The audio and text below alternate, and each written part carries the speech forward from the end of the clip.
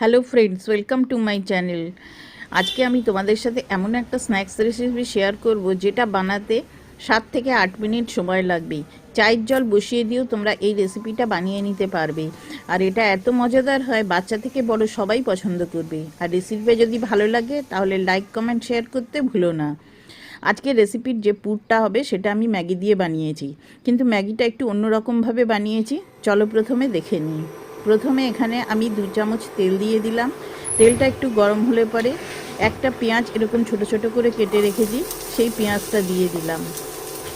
দিয়ে 1 থেকে 1.5 মিনিট মতো পেঁয়াজটাকে ভেজে নেব। কালার চেঞ্জ করার দরকার নেই, শুধু যখন দেখবে পেঁয়াজটা এরকম ট্রান্সপারেন্ট হয়ে এসছে তখন এর ভেতরে 3টে কাঁচা লঙ্কা কুচি দিয়ে দিলাম।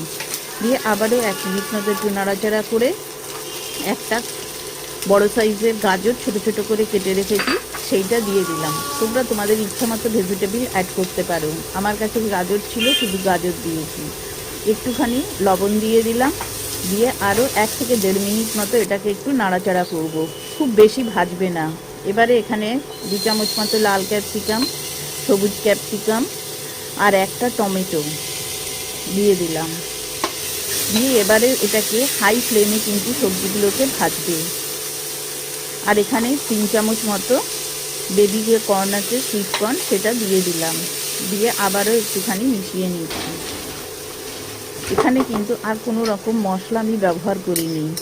1 চামচ মতো টমেটো সস, 1 চামচ গ্রিন চিলি সস আর 1 চামচ মতো সয়া সস।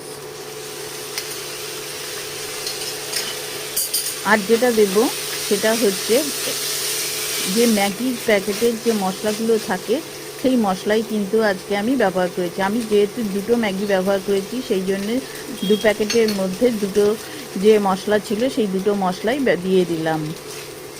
দিয়ে ভালো করে মিশিয়ে নেব।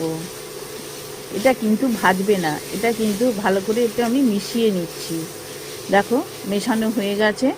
এবারে এর ভেতরে আমি প্রথমে দেখো এখানে একটা বড় গ্লাসের 1 গ্লাস জল দিলাম। এটা হচ্ছে কি 300 ml গ্লাস ছিল, 300 ml মতো জল দিলাম।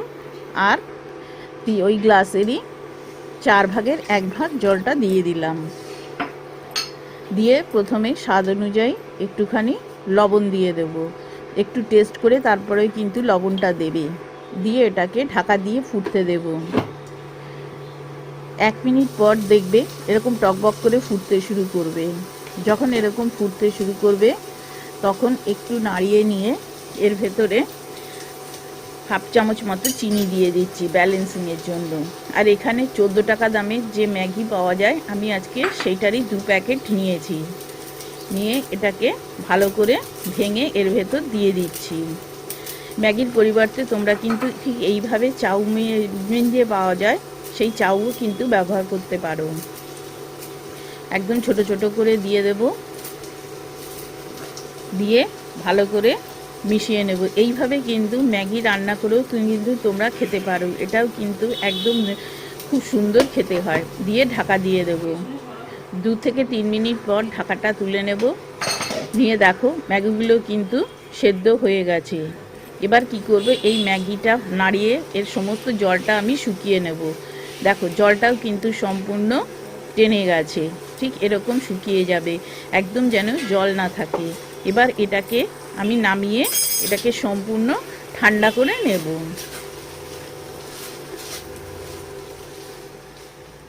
দেখো এবার এটাকে আমি নামিয়ে নিয়েছি। এটা এখন কিন্তু সম্পূর্ণ ঠান্ডা হয়ে গেছে। এবারে এখানে আমি একটু ধনেপাতা কুচি দিয়ে দিলাম। তো এটা অপশনাল, চাইলে তোমরা নাও দিতে পারো। আর যেটা দেব সেটা হচ্ছে কি চিজ। আমি এখানে মজরেলা চিজ ব্যবহার করেছি, তোমরা যে চিজ থাকবে সেই চিজই ব্যবহার করতে পারো।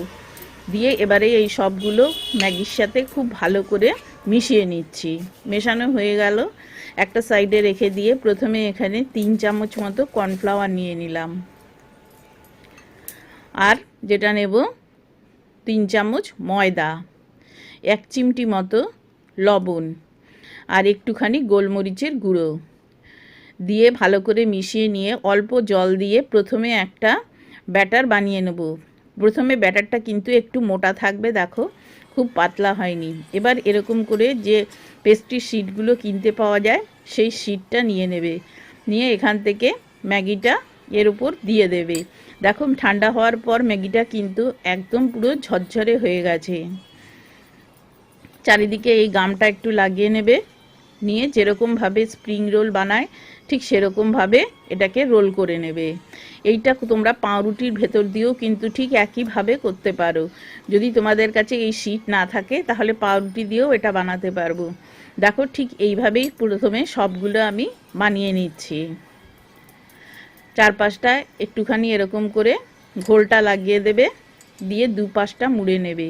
ইউটিউবে আমার আরেকটা চ্যানেল আছে ডায়েরি অফ মাই ড্রিমস, তার লিঙ্ক নিচের ডেসক্রিপশানে দিয়ে দিয়েছি। সেই চ্যানেলেও আমি বিভিন্ন ধরনের ভিডিও শেয়ার করে থাকি।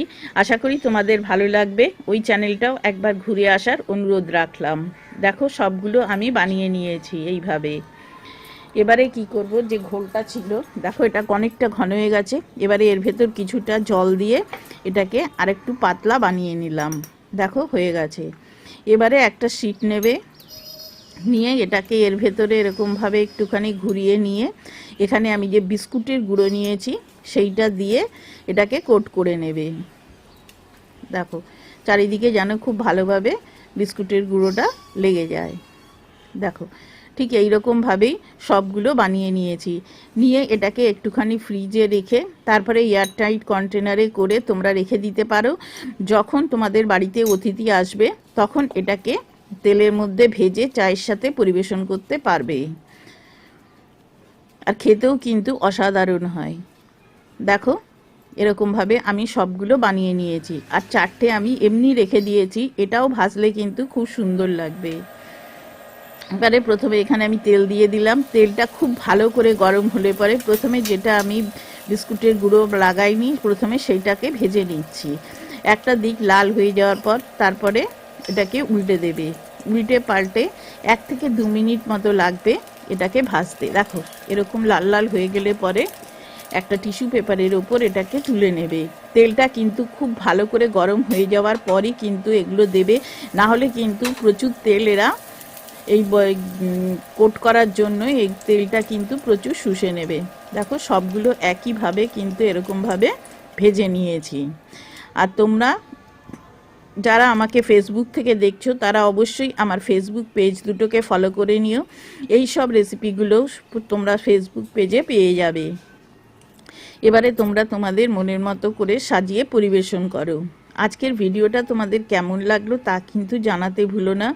আর ভালো লাগলে পরে অবশ্যই তোমাদের কাছে সাবস্ক্রাইব করার অনুরোধ রইল। আর সাবস্ক্রাইব করার পর পাশে থাকা বেল আইকনটা বাজিয়ে দিও, যাতে যখনই আমি কোনো নতুন ভিডিও আপলোড করব সবার প্রথমে তুমি তা দেখতে পাও। দেখো ভেতরে কি সুন্দর চিজে ভর্তি।